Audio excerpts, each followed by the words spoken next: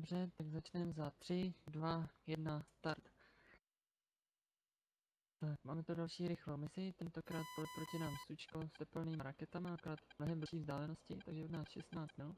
To jen takhle loknem, ale budeme trochu simulovat boj, takže nebudeme o něm úplně vědět. Budeme nasměrovaný proti němu, ale tak asi kliknu vleva podle EVRka. Vidíme, že teď někde na 1:02 hodině něco nás tam zaměřuje. Že tak nějak pořád koukáme, jestli tam třeba od nás něco neletí. Pokud ano, tak aspoň bude vidět, kde ten nepřítel je. A bude moct i podle toho reagovat, jaký defenzivní manévr zvolit.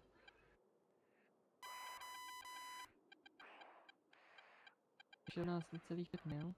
Tamhle vidíme odpal rakety 11. hodiny, nic nehouká, takže na teplo, stáhnout motory, zaflérovat a už vidíme, jak ta raketa ulítává pryč na ty fléry. Tím pádem ten cíl je někde od začátku toho dýmu, tamhle si ho najdem. Aspoň přibližně, zapneme vertikální režim 3 a pozor, další raketa odtamtud letí snížit marvát. Zase raketa nás v pohodě mimo.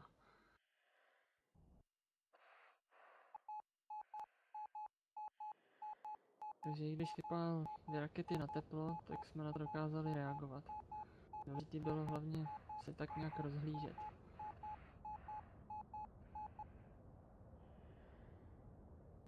A teď už je to v podstatě rychlej dogfight, ukončit souboj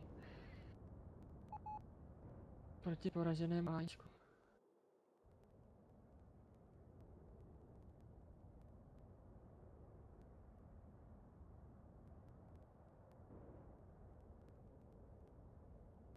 Takže v tom boji, když už jste tak nějak mezi těmi letadly rozházený, tak buď teda letět tak nějak na půl plynu, abyste stihli stáhnout ten plyn proti nějaké té raketě, anebo lítat teda extrémně rychle a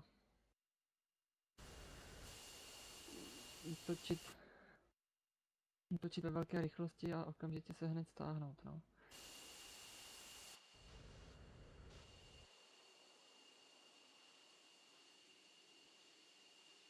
Tak jo, to by byl teda výcvik plus uhybné manévry proti raketám na teplo.